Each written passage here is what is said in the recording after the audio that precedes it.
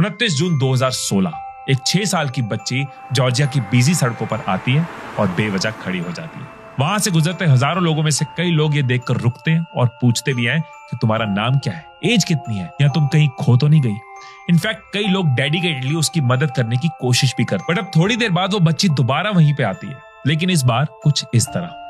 And as expected कई देर खड़े रहने के बाद भी एक इंसान भी उसे रुककर पूछता नहीं है। लेकिन ये अभी सिर्फ शुरुआत थी, क्योंकि यूनिसेफ की टीम जो ये सोशल एक्सपेरिमेंट कंडक्ट कर रही थी, उसने जब ये सेम एक्सपेरिमेंट रेस्टोरेंट में रिपीट किया तो उनको इस एक्सपेरिमेंट को बीच में ही बंद करना पड़ा। अनानो यानी कि एक चाइल्ड एक्टर पहले तो अच्छे कपड़ों में वहां जाती है और रैंडम लोगों के टेबल पर बैठ जाती है। बेशक लोग उससे बात करते हैं, सवाल पूछते हैं, यहाँ तक कि खाने को भी पूछते हैं। और अब जब गेटअप बदला जाता है तब लोगों के रिएक्शन कुछ ऐसे होते हैं। कोई उसे देख के नजरें घुमा रहा है, कोई अपना बैग हटा रहा है, कोई उसे अपने पास से भगा रहा है। इवन एक ने तो वेटर को कहकर उसे बाहर निकालने के लिए बोल दिया। वो बच्ची उन लोगों के बिहेवियर से इतना हर्ट होती है कि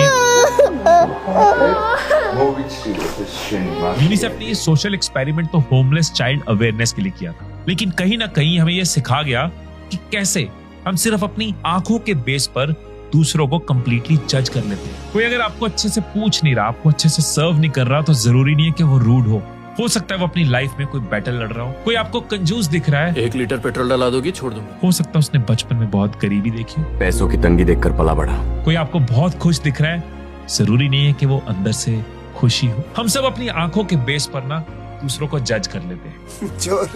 चोर नहीं हूं मैं। लेकिन कई बार सच देखने से ज्यादा किसी को समझने से समझ आता है।